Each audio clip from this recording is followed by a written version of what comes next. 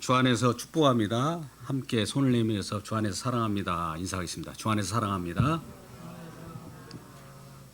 이제 추위는 다 가고 따뜻한 봄날이 우리를 기다리고 있습니다. 우리 마음도 한결같이 따뜻해지기를 원합니다. 우리 마음이 따뜻해지기를 원합니다. 네, 예.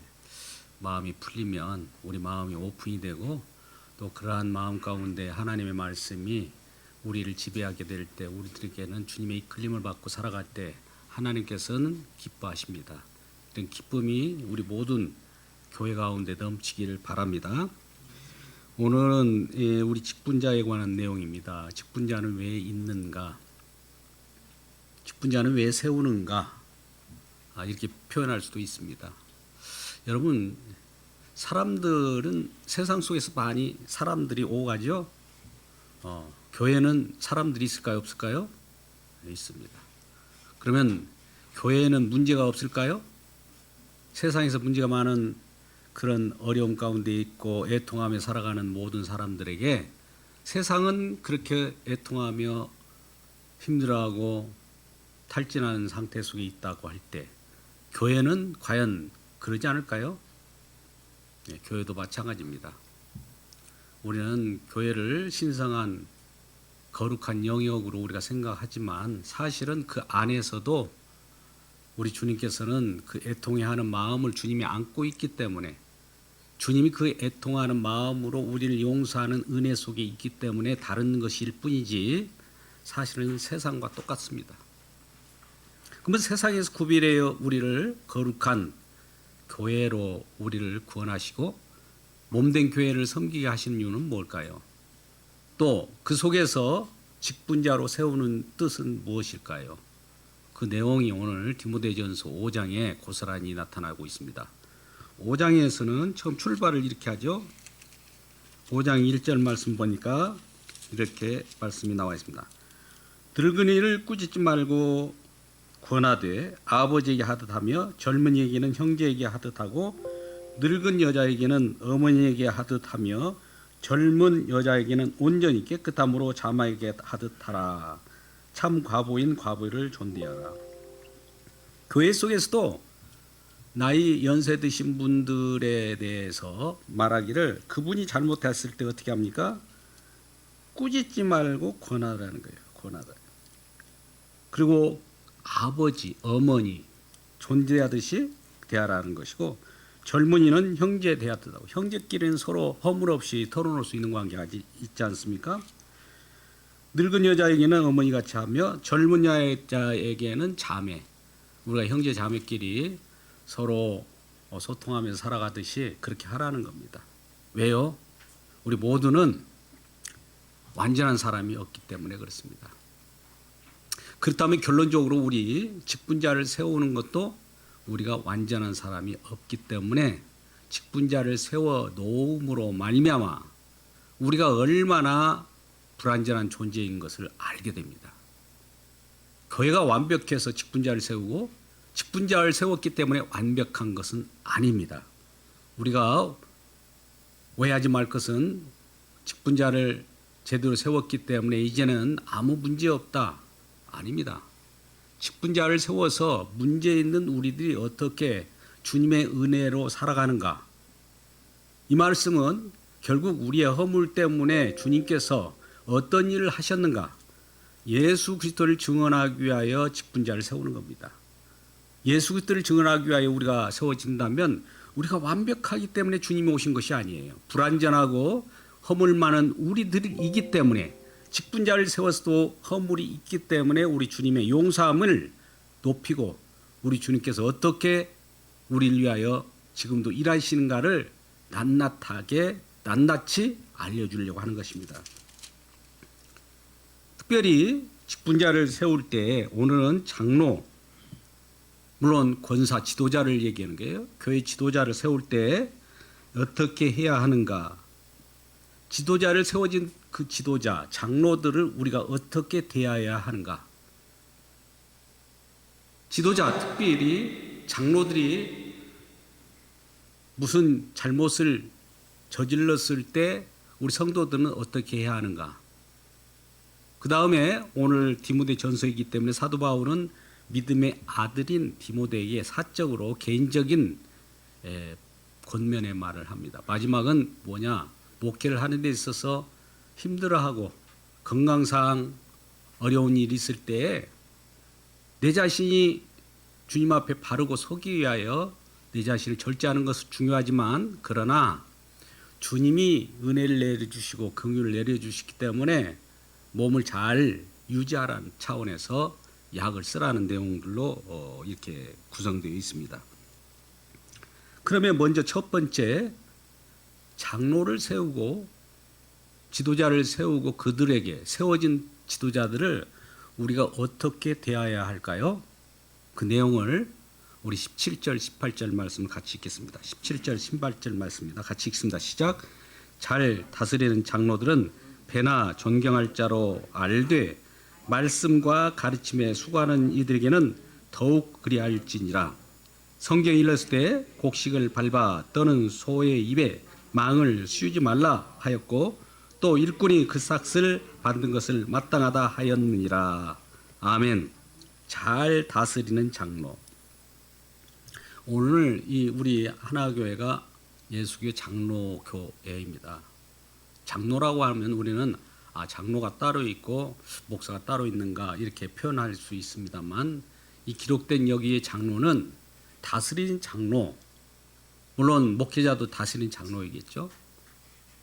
그래서 오늘날로 구별해서 말씀드리면 다스리는 장로와 말씀을 교훈하는 장로로 나눠지게 되죠.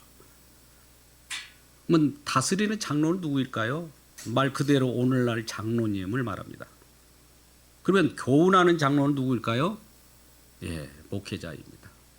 그러니까 오늘날 그와 같이 구분되어서 초대교회 때는 한꺼번에 장로로 이렇게 표현하고 있습니다. 교회 지도자들이죠. 근데 교회 지도자들이 우리를 다스릴 때 배나 존경할 자로 알되, 배나 존경한다는 것은 그만큼 우리가 존경할 자로 여긴다는 겁니다. 왜 존경합니까? 여러분, 목사님들이나 장로님들을 왜 존경할까요? 잘 다스리니까. 뭘로 다스려야 합니까? 말씀으로.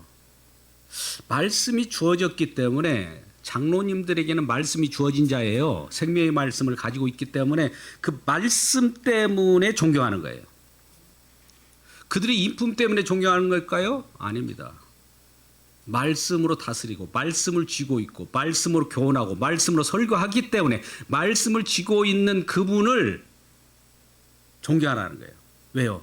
그래야 말씀이 더 우리들에게 들려지게 되고 생명의 말씀이 주어지기 때문입니다. 우리는 성경 말씀을 생명의 말씀으로 여기십니까? 아니면 우리들이 세상 처세술을 위하여 말씀을 보고 있습니까? 세상 처세술로 말씀을 보면 도저히 이해가 되지 않습니다. 그러나 생명의 말씀으로 우리를 진정한 허물 속에서 죄악 가운데서 건지시는 말씀이라면, 이 말씀을 건지시는 말씀으로 들어야 우리가 주님께서 우리를 건지신다는 것을 알게 될 때 장로들을 통해서, 장로들을 도구로 해서 하나님의 말씀이 증거된다고 할 때 말씀을 가지고 말씀을 우리들에게 풀어주는 그 장로들을 존경할 것입니다. 배나 존경한다는 것은 그만큼 중요하다는 걸 강조한 거예요. 우리 인품을 존경하는 것은 아닙니다. 물론 인간들이 아무리 인품이 좋다 할지라도 세상 도덕이나 윤리 속에서 말하는 그 인품 때문에 존경한다는 자들은 세상 속에는 존경하십시오. 많이 그들을 우대하십시오. 근데 성경 속에서 말씀하는 지도자들은 왜 존경해야 된다고요? 말씀을 쥐고 있기 때문에, 생명 말씀이 있기 때문에 그래요. 부모님들도 마찬가지예요. 부모님들을 왜 우리가 존경합니까? 말씀을 우리에게 전해주기 때문에. 그렇다면 말씀이 없는 부모님이 있을까요? 성경 속에서 말씀이 없는 부모는 부모라고 하지 않습니다. 먼저 믿는 자가 부모인 거예요. 혈통적 관계 속에서 물론 부모들은 왜 이 땅이 주어졌는가? 혈통적으로도 유괴관계가 있을지 연대에 흐르는 그 말씀의 흐름을 알려주기 위하여 모형적으로 주어진 것이 부모와 자녀의 관계입니다. 부모는 뭘 낳습니까? 자녀들의 씨를 배태해서 자녀를 낳습니다. 그렇다면 이마와 마찬가지로 하늘의 생명, 하늘의 말씀을 심어서 생명이 나타나는 것을 표현하는 것이지, 그러기 위해 부모가 존재합니다. 근데 부모가 말씀이 없다고요? 부모가 씨가 없다고요? 수 없는 씨박이죠. 수박이죠. 씨박이 아니라. 그래서 안고 없는 찐빵이 되는 겁니다. 그러면 안 되는 겁니다. 그래서 우리 부모들은 먼저 예수를 믿는 것이 혈통적으로나 믿음의 가족으로나 좋습니다. 부모님이 먼저 자녀들을 사랑한다면 먼저 말씀을, 생명의 말씀을 가져야 됩니다. 즉 복음을 영접해야 되고 궁극적으로 주님과 함께 살아야 한다는 거죠. 내 안에 주님께서 살아있기 때문에 주님을 날마다 선전하고 주님을 전파하고 주님을 소개할 때 자녀들이 뭘 어떻게 받고 살아가겠습니까? 말 그대로 생명의 말씀을 받고 살아갈 때 어머니, 아버지 생명의 말씀을 주셔서 감사합니다. 이것이 사실은 부모를 공경하라는 말이에요. 효도하라는 말이 아닙니다. 사회적으로는 효도하라는 말은, 성경에서 말하는 효도는 별 볼 일 없어요. 하나님께 공경하듯이 부모님을 말씀을 가지고 있기 때문에 공경할 뿐이지, 효도는 세상 사람들이 더 잘합니다. 세상과 구별하는 저와 여러분 되시길 주님의 이름으로 축복합니다. 세상 속에서도 부모들에게 이 존경하는 것도 있을 텐데, 성경 말씀에서 부모, 믿음의 부모는 배나 존경하라는 거예요. 믿음의 부가 누굴까요? 그러면 장로님들 얘기겠죠. 말씀을 교훈하는 목회자이겠죠. 믿음의 부모님이에요. 믿음의 부모에게 잘합니까? 혈통의 부모에게 여러분 잘합니까? 혈통의 부모를 100%라면 믿음의 부모에게는 200% 더 잘하라는 내용이에요. 왜요? 생명의 말씀이 거기서 흘러나오기 때문에. 세상 속의 부모의 이 말씀이, 예를 들어서 예수를 믿지 않는 자들에게도 부모에게는 그 효도를 해야 되겠지만, 생명이 나오지 않기 때문에 세상 속에서는 그 부모를 효도한들, 효도도 부모님이기 때문에 존경해야 합니다. 그러나 궁극적으로는 예수의 말씀, 예수 그리스도의 생명의 말씀이 증거되는 지도자를 우리가 배나 존경해야 한다는 겁니다. 여기 존경할 자로 알되라고 하는 원어를 보면 두 가지로 표현돼요. 우리가 말 그대로 존경한다, 높여준다 라는 것이죠. 두 번째는 존경한다라고 하는 뒷구절을 보면 그들에게 먹을 것을 준다라는 얘기예요. 존경한다, 싹을 제공하라는 얘기예요. 아니, 목회자에게 무슨 싹을 제공해? 뭐 짝꾼 목자인가? 아닙니다. 오늘 뒷구절을 봐서 한번 보세요. 가르침에 수고하는 이들은 더욱 그리하라. 성경에 일렀을 때 곡식을 밟아 떠는 소의 이브명을 씌우지 말라. 이건 신명기 25장 4절의 말씀을 인용해서 지금 말씀하고 있어요. 왜요? 곡식을 밟아 떠는 것, 탈곡을 하는, 타작마당에서 탈곡을 하잖아요, 소가.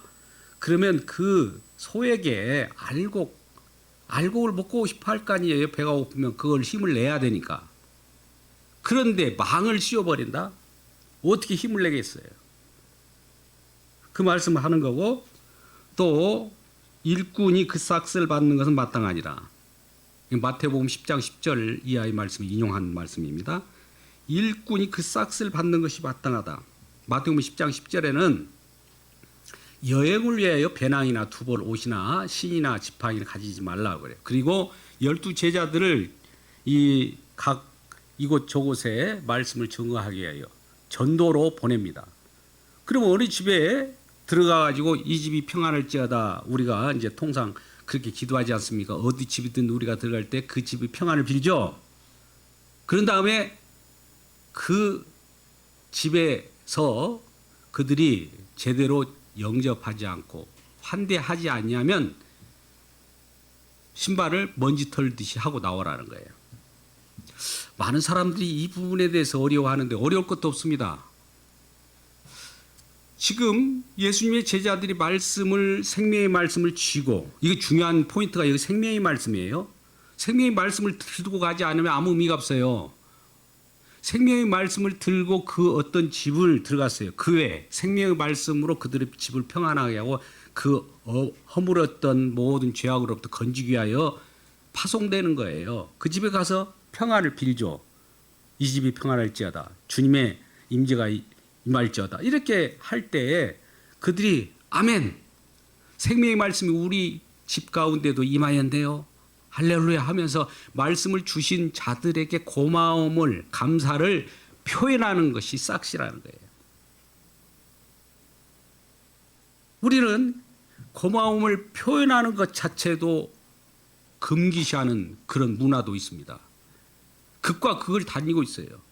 목회자들이 그나마 복음을 증거하면 물론 싹스를 구하게 하여 복음을 증거한다면 문제가 있습니다. 그러나 복음 생명회를 전하는 자들에게는 감사가 있어야 되는 거예요. 왜요? 내가 그동안 주인으로 여겼던 물질이나 재정이나 세상적인 모든 것들이 내 주인이 아니라 이제 주인이 바뀌어버렸기 때문에 그래요. 생명의 말씀으로 임하는 예수 그리스도께서 우리에게 임하실 때 그 주님이 나의 주인이고 그동안 나에게 주어졌던 모든 것들은 주님을 섬기기 위한 도구이기 때문에 내가 주인으로 여겼던 모든 것들은 주님을 위하여 사용되어야 되기 때문입니다. 이 세상 모든 있는 것, 배경, 우주 만물이 다 누구를 위하여 있습니까? 예수 그리스도를 위하여. 우리는 나를 위하여 있는 거 아닌가? 물론 처음에 좋죠. 나를 위하여 나 중심으로 생각하면 세상의 모든 것이 만물은 나를 위하여 존재할 뿐이야. 하나님마저도 나를 위하여 존재할 뿐이야. 이런 식으로 생각하는 것은 이게 종교라고 합니다. 우리는 종교를 믿습니까? 물론 기독교를 종교라고 표현하면 그렇게 할 수 있지만 우리는 우리 주님을 섬기는 자들이에요. 주님이 저와 여러분을 지금도 이끄신다는 것을 아십니까? 보이지 않지만 보이는 세계를 믿는 것을 믿음이라 하지 않고 보이지 않는 세계를 믿는 것을 믿음이라고 합니다. 보이는 것을 우리는 보는 것을 믿는 것은 확인이라고 해야지 그걸 믿음이라고 하지 않습니다. 그러니까 언제나 우리는 보고 믿으려고 하지 마십시오. 들은 대로 들리면 믿어집니다. 믿음을 내가 억지로 믿으려고 한다고 해서 믿어지는 것이 아니라 믿음이 오면 믿음은 어디서 옵니까? 주님의 일하심의 속에서 와요. 주님께서 주시는 거예요. 믿음의 원천은 주님의 십자가입니다. 우리 아까 찬양 속에 십자가에 관련된 찬양을 하셨는데 귀한 성, 저 예루살렘 성, 계시록에 나오는 그 정말 우리가 주님과 함께 살아가야 할 것이 이미 예비되어 있고 약속되어 있습니다. 그것을 만드신 주님이셔요. 어린 양이죠. 왜 그분은 그 거룩한 성을 어떤 식으로 만들었을까요? 그냥 만들어져라 하면 만들어집니까? 아닙니다. 그분의 희생, 그분의 피공로에 의해서 만들어진 세계예요. 그러니까 그 세계 속에 살아갈 때는 주님께서 어떻게 우리를 위하여 우리의 허물을 용서하시고 만들었는가를 생각하면서 그러한 말씀을 증언하고 대리로 전하는 자들을 공경하라고 하는 겁니다. 존경하라고 하는 겁니다. 그들에게도 감사할 줄 알아야 된다는 것이죠. 그러니까 오늘날 물론 생계적으로 힘들고 어려운 목회자들이 많이 있습니다. 정말 하루하루 살아가기가 힘든 분들이에요. 근데 그들을 어려움으로 몰아넣지 마십시오. 제가 처음에 개척할 때 그런 일들이 많이 있었어요. 물론 다 하나님 은혜로 지금 여겨지지만 저 목회자는 훈련을 해야 돼. 훈련을 당해야 돼. 아무것도 주지 마. 오직 기도만 하게 만들려고 하면 주변에서 뭔가 싹스를 제공하면은 기도할 수 없어 라고 하면서 모든 걸 차단합니다. 여러분 이래서야 되겠습니까? 물론 훈련을 성도들이 훈련을 지도자를 시킵니까? 하나님이 시키는 거예요. 근데 그분들은 어떤 생각을 할까요? 많은 이곳저곳에서 생각을 많이 했던 거예요. 뭐든지 지도자도 내가 만들려고 그런 거예요. 하나님 만들어서 이곳에 여러 복음 전하는 곳에 하나님이 백기차신다는 것을 믿지 않기 때문입니다. 그래서 뭔가 정말 처절하기 그지없는 그런 생활을 한 때가 있었습니다. 그때에 건강이 훼손됐어요. 많이 훼손됐습니다. 물론 오늘 디모데에게도 마지막 이 23절에 포도주를 쓰라 그래요. 디모데가 위장이 안 좋았던 거예요. 먹지 못했기 때문에. 복음을 전하다 보면 이것저것 자기 자신의 건강을 지킬 새가 없습니다. 말씀만 전하니까요. 근데 많은 사람들이 그거를 너무나 말씀을 전하는 것은 자연스러운데 그 자체의 건강마저도 신경 쓰지 않고 오히려 그것을 우리의 어떤 금욕적으로 율법적으로 제어하고 있더라. 누가? 성도들이. 그러니까 우리가 말씀을 받았으면 정말 나는 죽어야 되고 정말 멸망자여야 되는데 저분이 말씀 우리에게 전해주셔서 생명을 얻고 영원한 것을 얻었는데 뭐가 부족합니까? 감사할 줄 알아야 되는 거예요. 이것이 장로, 즉 교회 지도자를 대하는 태도라는 것을 알려주고 있습니다. 갈라디아서 6장 6절에서 8절 말씀 보면 그러므로 가르치는 자와 좋은 것을 함께 하라고 그래요. 가르치는 자, 또 다스린 자와 좋은 것을 함께 하시길 주님의 이름으로 축복합니다. 나 혼자만 좋은 것은 다 취하고 나를 함께 말씀으로 교훈하고 복음을 전하는 자는 그것이 그들의 임무니까 나오는 상관없어. 아닙니다. 다 영광관계에 있어요. 그러면서 하나님은 만홀히 여김을 받지 않는다는 거예요. 그러면서 말씀 그 뒤에 구절에 보면 우리가 심은 대로 거둔다는 거예요. 심은 대로 거둔다는 말씀을 인용해서 심으면 거둬져요. 여러분 심으면 거둬줍니다. 이거는 노아 언약이라고 하는 곳에서 나타나요. 봄, 여름, 가을, 겨울이라고 하는 것이 창세기 8장 22절에는 하나님께서 이 땅이 있는 한, 이 땅은 멸망하기 전까지는 보존하면서 그것은 꼭 있게 만들어요. 심으면 거둬져요. 그런데 그것을 끌어와서 말씀하시기를 말씀을 심으면 생명의 말씀을 심으면 생명이 낳고 생명의 말씀을 심으면 뭐가 낳는다고요? 생명을 낳는 거예요. 육체를 심으면 썩어질 것이고 성령을 심으면 생명을 낳는 거예요. 그러니까 말씀을 가르치는 자들과 함께 기뻐하라고 하고 그들을 존경하면서 좋은 것을 함께 하라고 하는 것은 그들이 말씀을 너에게 전해주어서 생명의 말씀을 심었지 않느냐 이거예요. 심었지 않느냐. 그럼 뭐가 거둬져요? 우리가 마땅히 멸망받아 마땅한데도 불구하고 새로운 생명으로 탄생되어서 주님의 품 안으로 안기고 거룩한 성에 들어가는 그러한 새로운 그리스도인으로 탄생했다는 것이 얼마나 중요한지 아십니까? 이걸 말씀한 거예요. 내가 어디서 무엇을 듣겠습니까? 세상 소리 많이 듣고 세상에서 이렇게 하면 성공할 수 있어, 저렇게 하면 승리할 수 있어. 세상 처세술을 우리가 배웠습니까? 성경에서? 아니잖아요. 말씀을 들었잖아요. 생명의 말씀을 누구로부터 들었습니까? 물론 누군가는 모르지만은 처음에 복음을 전하는 자가 있었을 거예요. 그런 다음에 교회로 들었잖아요. 뭐 교회는 뭐가 쏟아지는 곳입니까? 생명의 말씀이 쏟아진 거예요. 그렇다면 우리가 과연 장로들, 즉 목회자나 오늘날 7위 장로들에게 나오는 것이 뭐여야 됩니까? 예, 생명의 말씀이에요. 또 다스림도 생명의 말씀으로 균형 잡히게 또 다스려야 돼요. 그것이 안 된다면 장로들마저도 어떻게 됩니까? 오늘 송사할 수가 있다는 것이죠. 송사한다는 것은 우리를 다스리는 그분이 우리에게 생명의 말씀으로 다스려야 되는데 생명의 말씀과 상관없이 세상적인 것 가지고 교회에 들어와가지고 자꾸 다스리려고 한다든지 세상 방법으로 교훈한다든지 하면은 그분이 있을 필요가 있어요, 없어요? 없어요. 오늘날 지도자를 세울 때 뭐 장로님도 마찬가지고 안수 집사님도 마찬가지고 권사님들도 마찬가지입니다. 말씀이 그분에게 있느냐 없느냐에 따라서 우리가 그를 존대하는 것이지 말씀이 없는 사람을 우리가 존대할 필요가 없는 거예요. 왜? 말씀이 생명이기 때문에. 말씀이 없는데 우리가 생명의 말씀이 있어서 우리가 그를 쫓아다닌 거 아닙니까? 예수님께서도 제자들이 막 다 떠났어요. 근데 수제자인 베드로가 그래요. 너도 가려느냐? 예수님 말할 때 생명의 말씀이 있사오니 내가 어디로 가오리까? 그래요. 그러니까 우리가 모여야 하는 곳은 어디입니까? 생명 있는 곳에 모셔야 돼요. 사람이 많기 때문에 모여야 됩니까? 아니에요. 생명이 있기 때문에 모이는 거예요.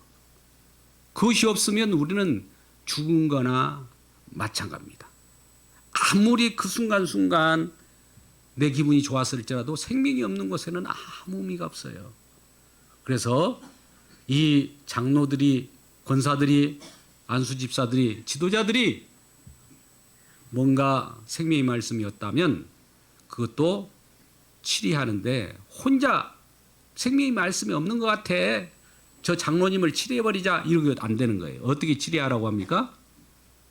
오늘 본문에 나타나는 그 내용으로 보면 이렇게 19절을 여러분 함께 읽을까요? 19절 같이 읽겠습니다. 시작. 장로에 대한 고발은 두세 증인이 없으면 받지 말 것이요. 두세 증인. 우리는 항상 홀로 무슨 일을 해서는 안 됩니다. 공동체적인 거예요. 두세 증인. 두세 증인뿐만 아니라 무슨 일을 할지라도 세상 법정도 삼심제가 있습니다. 이 세상 법정도 삼심제라는 것은 성경에서 나온 내용이에요. 기회를 3번 준다는 것도 두세 증인이 있어야 되는 거예요. 2번 내지 3번.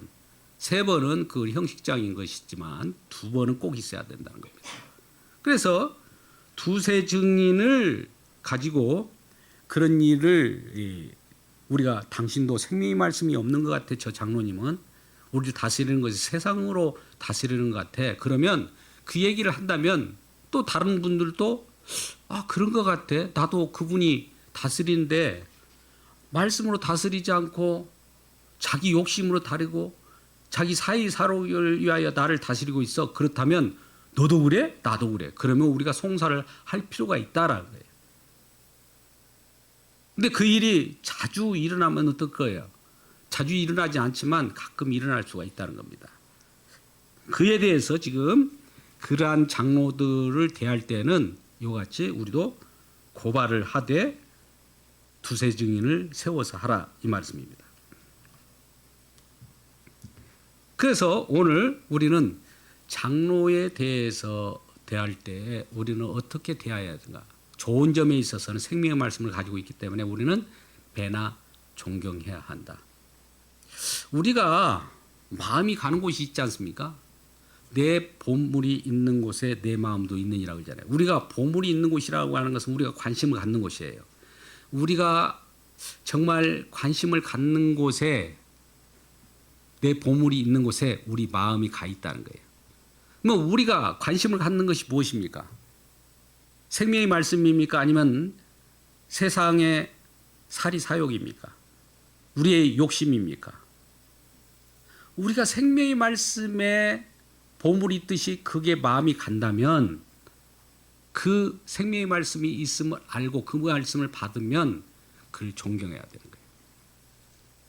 물론 교회 지도자들은 말씀을 증언할 때 또 말씀을 가르칠 때에 자기 사리사욕을 위하여 가르쳐서도 안 됩니다. 사리사욕이라고 하는 것은 성경에서 사리사욕을 하나님께서 십자가로 제하여 버리고 자기를 부인하는 것인데, 우리 욕심을 부인하는 건 십자가 지는 거 아닙니까? 근데 자꾸 자기 사리사욕을 통해서 우리를 치리하는 경향이 있어요.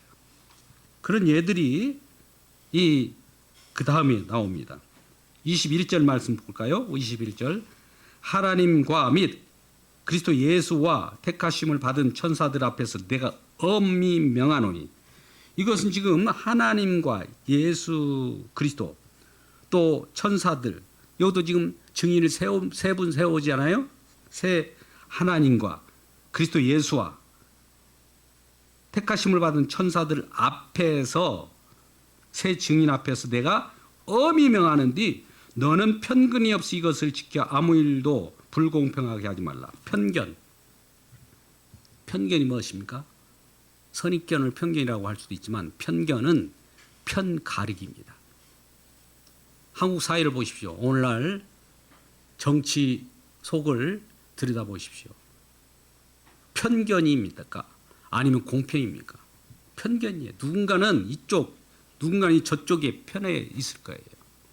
그걸 보면서 우리는 회개해야 돼요. 이쪽 편에 들으니까 이건 우리 기독교적으로 맞는 거야. 저 편 들으니까 아닌 거야. 이거 아니에요. 둘 다 아닌 거예요, 사실. 양비론을 제가 택하는 것이 아닙니다. 성경 우리 모두가 인간들은 온전한 사람이 이 세상에 없어요. 온전한 분 누구예요? 예수님 한 분밖에 없다니까요. 저도 온전하지 못합니다. 온전하지 못하지만 말씀을 증언해요. 온전하지 못한 것 때문에 온전하신 주님을 지금 증언하고 있는 거예요. 내가 온전해버리면 주님이 오실 필요가 없다 이 말이에요. 주님이 말씀은 우리 필요 없어요. 내가 온전한 내가 말씀을 전하면 내가 교주가 돼버린 거예요. 뭐 자기가 옳다고 광장에 나가서 외치잖아요. 그게 바로 사단의 앞잡이입니다. 절대 우리는 교회 안에서 편견을 만들어서도 안 되고 세상 속에서 나가서 편견을 만들면 안 돼요. 이거 분명히 말하지 않습니까? 여러분 21절 너는 편견 없이 이것을 지켜 아무 일도 불공평하게 하지 말라. 장로님들, 교회 지도자들이 지금 편견이나 불공평을 가지고 말하면 안 되는 거예요. 왜 그러면 그들이 편견과 불공평을 가지고 합니까? 아까 말대로 세상의 사리사욕을 가지고 성경을 보기 때문입니다. 성경을 보면요, 내 사리사욕, 나의 많은 사람이 나를 우러러보고 나를 막 존경하는 것, 내가 그것을 위하여 치리하지 않고 말씀을 전하지 않습니다. 말씀을 이용해서 나의 치부, 사리사욕, 욕망으로 사용하지 않는다는 겁니다. 근데 오늘날은 어떻습니까? 성경이라 할지라도 하나님이라도 나의 사리사욕, 나의 치부, 나의 영광을 위하여 활용하고 있지 않습니까? 많은 사람은 그곳으로 내몰지 않습니까? 이게 바로 죽을 세상입니다. 이 세상은 하나님께서 죽은 세상인 줄 알고 예수님을 보낸 거예요. 왜요? 죽은 세상이기 때문에 그걸 뜯어고친다고요? 안 돼요. 기독교 역사가 지금 신약으로 보면 지금 2025년이 넘었어요. 그때부터 조금이라도 이 세상이 나아지게 개조하고 변경하고 또 했다면 지금은 천사의 나라같이 되었을 거 아닙니까? 근데 그때나 지금이나 뭐 어때요? 똑같아요. 오히려 더 디모데 후서 3장이 말해서 지금이 더 고통하는 때라는 거예요. 점점점 죄악은 깊어갑니다. 점점점 죄악은 더 편만해져 있습니다. 그러면 왜 이렇게 하나님께서 이렇게 편만한 죄를 그대로 놔둡니까? 아니에요. 이제 불쏘시게 할 날이 곧 닥쳤다는 거예요. 뭐 불쏘시게 하는 날이 닥치면 이 세상 멸망입니다. 그러니까 빨리 떠나자는 거예요. 빨리 떠나야 돼. 이 세상으로부터 빨리 이동해야 되는 거예요. 거룩한 성, 아까 우리 찬양을 거룩한 처소로 지금 옮길 시간이라는 거예요. 기회가 없다는 거예요. 생명의 말씀을 통해서 빨리 건짐을 받으라는 거예요. 이 땅에 머물지 말고. 근데 이 땅을 개조해 가면서 내 편, 네 편, 내가 이 나라를 새롭게 만들겠다. 속지 마시기 바랍니다. 위대한 영혼이 한두 번 나타났습니까? 한번 보세요. 구약 때, 신약 때 알렉산드리아, 징기스칸, 진시황, 영혼이 얼마나 많이 왔어요. 그들이 해결할 수 없었던 거 있어요. 그들은 승리자로 세상 패권주의, 팍스 로마나 뭐 이렇게 해가지고 세상을 많이 쥐고 있어요. 지금도 패권 국가가 쥐고 있습니다. 경제 가지고. 우리가 지금은 전쟁, 경제 전쟁이지 않습니까? 전쟁에서 승리하는 길은 나는 세상에서 다 이렇게 좌지우지하고 통치력을 가지고 있다 할지라도 그들이 승리한 것 같지만 못 이기는 거 있어요. 뭘까요? 아무리 세상 속에 항우 장사로서 이길 수 없는 거 뭡니까? 사망이에요. 죽음이에요. 죽음 앞에는 다 무릎을 꿇고 있는 거예요. 그런데 이러한 죽음 앞에 다 무릎을 꿇고 있는 이 세상 속에, 어둠이 존재하는 이 세상 속에 주님이 오셨단 말이죠. 생명을 가지고 사망을 깨버리고 죽음을 이기는 자, 사망아 너의 쏘는 것이 어디 있느냐, 사망아 너의 이기는 것이 어디 있느냐, 꾸짖고 온 분이 계시단 말이에요. 그분을 바라보고 우리가 우리 자신이 죄인임을 알 때, 또 지도자를 세워도 지도자가 온전하지 못하기 때문에 우리가 진정한 지도자이신 우리 주님이 오셔야 되고 주님이 다스림이 필요하다는 걸 알게 되는 거예요. 그렇다면 우리가 교회 장로님이나 또 설교자라든지 지도자를 세우는 것도 사실은 그분이 온전하기 때문에 세우는 것이 아니라 그분을 세움을 통해서 우리 자신이 얼마나 연약하고 또 세워진 자들도 얼마나 연약한 자를 알고 진정한 지도자이신 우리 주님을 바라보라고 하는 거예요. 그 속에서 우리가 할 수 있는 건 뭡니까? 회개밖에 안 나오는 거예요. 이편 저편 편가르지 않습니다.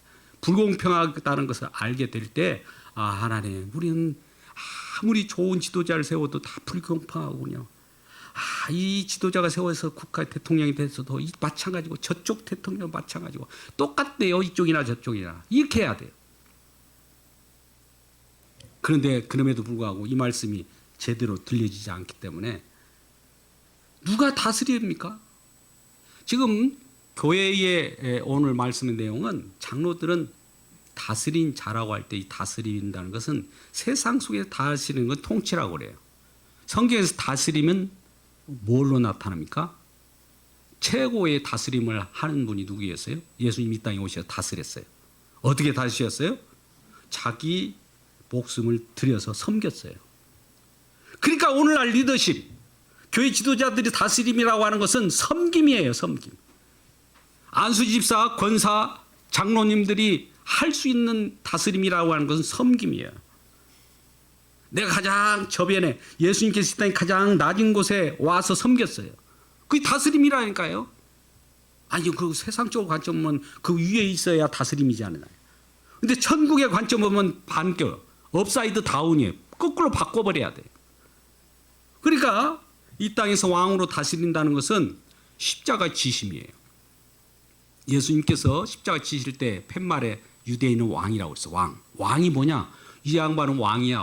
왕인데 이거 왕이 뭐 하는 것이냐? 십자가 죽는 것이 왕이래요. 우리 이해할 수 없잖아요. 십자가를 뛰어넘어서 내가 와서 철창의 권세를 부수고 승리자로 서야 왕으로 우리가 살고 있잖아요. 그렇게 알고 있잖아요. 근데 성경의 말씀에는요, 이 땅이 불타기 전까지 다시 오실 주님, 재림주가 올 때까지는 왕으로서 어떻게 하신지 아십니까? 예수님은 십자가에 지시는 식으로 왕노릇 했어요. 뭐 예수님을 믿는 저와 여러분 왕노릇은 뭡니까? 장로나 권사나 안수집사나 지도자들은 왕노릇을 뭐 어떻게 해야 됩니까? 섬김을 하는 거예요. 내 마음을 다해서 남이 싫어하는, 남이 저변 속에 낮아지고 싶지 않는 그곳에 내가 가서 섬기는 것이 왕노릇이라니까요. 그럴 때 이제 진정 주님께서 재림주로 오셔가지고 내가 충성된 종아, 내가 작은 일에 수고하였기 때문에 내가 진짜 그때의 왕노릇은 그것이었지만 이제는 모든 걸 가진 자로서 왕노릇하게 만들어 주시는 겁니다. 그러니까 이 땅에서도 왕노릇하고 주님께서 영원한 세계 속에서 왕노릇하고 그런 것이 아니에요. 이 땅에서 왕노릇은 이걸 하다가 가는 거예요. 예수님이 이 땅에 오셔서 막 철장 권세 부수리고 뭔가 막 깨부수고 뭔가 개조하고 그리고 또 천국에서도 가서 깨부수고 그럽니까? 아니에요. 이 땅에는 섬김으로 오신 분이 진정한 그리스도 예수 그리스도여 홀로 영광 받으시옵소서. 어린 양이 앞에 장로들이 24 장로들이 멸류관을 벗어 당신이 영광 받아야 됩니다. 다 벗어 던지잖아요. 이런 나라를 우리가 지금 성경 속에서 말씀하는 것이에요. 마지막으로 이러한 이 장로들이 세워질 때 장로들은 경홀히 안수하지 말라는 거예요. 즉 지도자를 세울 때 경홀히, 말은 급하게 지도자를 세우지 말라는 거예요. 지켜보고 세우라는 거예요. 여러분, 우리는 야고보서 3장 1절 말씀에도 이런 말씀이 있어요. 스스로 선생되지 말라는 거예요. 왜? 선생이라는 건 성경 속에서 선생은 완벽한 선생은 예수님인데 가르치는 자가 선생이잖아요. 근데 랍비라고 하는 자들은 선생질을 해서, 여기 선생질이라고 해도 좋아요. 자기가 존대함을 받기 위해서 선생질을 한 거예요. 그렇게 하려면 하지 말라는 거예요. 아까 과연 진정한 선생은 누굴까요? 생명의 말씀을 쥐고 있어야 돼요. 그래, 생명의 말씀이 없는 자는 선생질을 하지 말라는 거예요. 복음이 없는 자는 지도자가 되지 말라는 거예요. 그다음 반대로 역으로 표현합시다. 우리가 지도자가 되려면 뭐가 갖춰야 됩니까? 생명의 말씀이 있어야 되는 거예요. 여러분, 과연 내 자신의, 내 안에 그리스도가 계시는지, 생명의 말씀이 계신지를 한번 진단해 보시기 바랍니다. 이런 자들이 예수 그리스도를 증언할 때 성령이 임하면 예루살렘과 땅까지 이르러 내 증인이 되리라는 약속이 주어졌어요. 그러면 증인이 되는 그 말씀을 전할 거 아니에요. 지도자는 예수를 전하는 자들이 지도자예요. 뭘 전합니까, 세상 속에? 저 죽어가는, 썩어가는 세상 속에 뭘 전해야 그들이 살아납니까? 세상 최세술입니까? 성공법입니까? 아니잖아요. 예수를 전해야 되는 거예요. 그 예수님이라는 예수 그리스도께서 하신 일, 주님께서 우리의 허물과 죄를 위하여 용서하신 그 은혜, 주님의 십자가에 지신 그 사랑, 이것을 얘기하지 않는 지도자가 있다면 여러분 검증하시기 바랍니다. 저라도 마찬가지입니다. 저라도 여기서 끌어내리세요. 그 말씀을 하지 않으면. 그것이 진정한 교회다운 교회예요. 그래서 아무나, 그러니까 말씀이 없는 자들이 선생돼가지고 말씀도 전하지 못하고 그런 자들이 얼마나 많습니까? 오늘날 교역자, 목사님들이 수만이에요, 수만. 그럼 뭐 하는지 한번 보십시오. 물론 힘들어서 투잡을 하는 분도 있어요. 사정이 그래서 뭐 사도 바울도 천막 치는 일도 했지만 복음 증거하는 것이 진정한 우리가 살아가는 이유인데, 그것이 아니라 내 목구멍 포도통이라고 내 목구멍을 위하여 즐겁게 하기 위하여 그 일을 한다면 참 서글픈 세상인 거예요. 그러니까 우리 주님을 위하여 목숨을 거들고 모든 하나님의 영광을 위하여 우리가 많은 성도들에게 다스리고 치리할 때는 섬김이야 돼요. 섬김의 지도자가 되기를 주님의 이름으로 축복합니다. 뭐 서번트 리더십이라는 우리 장로님도 말씀하신 바가 있는데, 서번트 리더십. 그리고 마지막 권면에 오늘 이러한 지도자 된 자들을 우리가 어떻게 대할 것인가. 배나 존경하지만, 그러지만 말씀을 증거하지 않고 있는 자들은 또 치리할 수가 있다는 내용이었고, 마지막에는 디모데가 이제 바울의 믿음의 아들이잖아요. 혈통적 아들이 아니에요. 믿음의 아들이에요. 목회하는 과정 속에 에베소 교회에서 목회하는 디모데에게 마지막 권면하는 말이, 너 그동안에 목회하느라고 건강해쳤지? 이제부터는 좀 몸을 좀 다스려라 라는 거예요. 한번 말씀 볼까요? 우리 이 23절 같이 읽겠습니다. 시작. 이제부터는 물만 마시지 말고 네 위장과 자주 나는 병을 위하여는 포도주를 조금씩 쓰라. 물만 마시지 말고. 아마 금욕주의적인 삶을 살았을 거예요. 왜 그러냐면 하나님 말씀을 쥐고 있기 때문에 다른 사람들이 보기에도 내가 술을 퍼마시고, 여기서 술을 퍼마시는 내용은 안 나와요. 포도주를 쓰라고 한 거지. 포도주를 쓰면은 포도주를 또 마실 수도 있죠. 위장이 안 좋으니까 포도주를 마실 거 아닙니까? 그러면 사람들이 볼 때 저 사람 술 마시네. 많은 사람들 그래 손가락질 할 수 있을 거예요. 그러나 건강을 위하여 좀 우리 사람들이 볼 때는 이 눈에 거칠은 것 같지만 사실은 그것도 쓸 수 있다라는 거예요.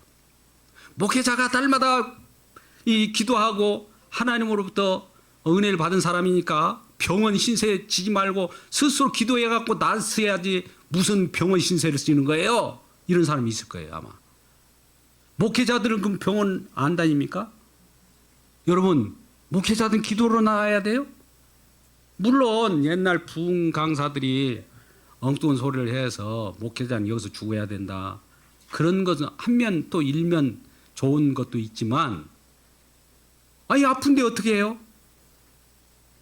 모든 사람들이 그래요. 그래서 골방에서 기도하고 이런 차가운 지하 교회 같은 데는 얼마나 많이 콜콜 하면서 기도하고 그러다가 정말 폐병에 죽고 난 사람이 한둘이 아니에요.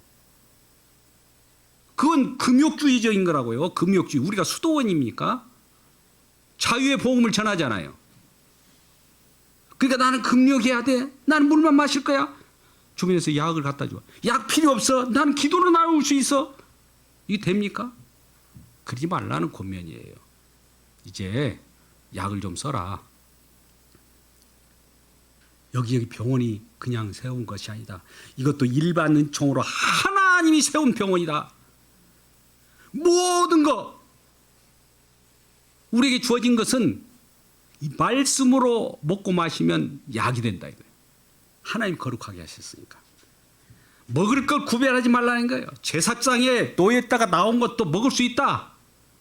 근데 유익을 위해 많은 사람들이 성도들이 유익을 위하여 절제하라고 하지만 필요시에는 먹으라는 거예요. 그러면서 이 연약한 디모데 정말 목회한 때 얼마나 힘들었겠어요. 그러니까 도대체 너는 많이 아프구나. 약을 좀 써다오. 그리야 말씀이 계속 전할 수 있지 않느냐라는 거예요. 그래서 요즘 저도 약을 좀 먹고 있습니다. 여러분들 또 뭔가 특이한 걸 먹고 있네. 나도 따라서 저걸 좀 빼앗아 먹어야 되겠다. 그러면 같이 오세요. 그럼 제가 드리겠습니다. 그리고 마지막에 이제 오늘 25절까지 말씀을 보겠는데요.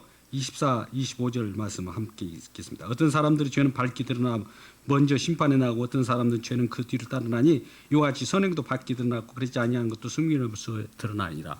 자, 우리 모든 세상 사람들은 예수 그리스도를 믿는 믿음 가운데 있는 교회라 할지라도 사람 사는 곳이에요. 문제가 없을 수가 없어요. 죄가 드러나요. 그러면 함께 죄를 위하여 하나님 앞에 회개하며 나와야 되고 좋은 일 있으면 서로 박수를 치고 좋은 것은 선양해야 되고 그릇된 것들은 서로 회개하는 장이 교회라는 거예요. 그래서 교회 속에서 우리가 남의 허물을 볼 때는 꾸짖었고 용서해야 돼요. 그냥 무조건 용서하면 안 됩니다. 뭐가 잘못됐는가를 지적하고 용서해야지 오늘날 무조건 용서, 덮어버리고 용서 이런 거 없어요. 꾸짖고 용서입니다. 우리 주님께서 우리에게 심판받아야 된다는 것을 말씀하고 거기에서 우리 용서함을 준 거예요. 그냥 심판도 없이 구원한 거 아니에요. 그래서 이 두 가지가 다 있어야 된다는 것을 알고 우리가 주님의 품 안에 직분자로서 무엇을 감당할 것인가를 아는 저와 여러분 되시기를 주님의 이름으로 축복합니다. 기도하겠습니다. 아버지 하나님 감사합니다. 오늘도 주님께서 허락하신 은혜대로 함께 영광을 돌렸습니다. 우리 주님 주의 기쁨이 되게 하여 주옵소서. 오늘도 연약한 자들을 세우시고 또 교회 가운데 지도자를 세우셨사오니 지도자들이 더욱더 주님의 말씀에 의해서 다스리게 하시고 또 말씀을 전하게 하여 주옵소서. 그래야 모두가 생명을 받고 또 구원받는 역사가 이루어질 때 하나님께 영광 되게 하여 주옵소서. 예수님의 이름으로 기도드리옵나이다. 아멘.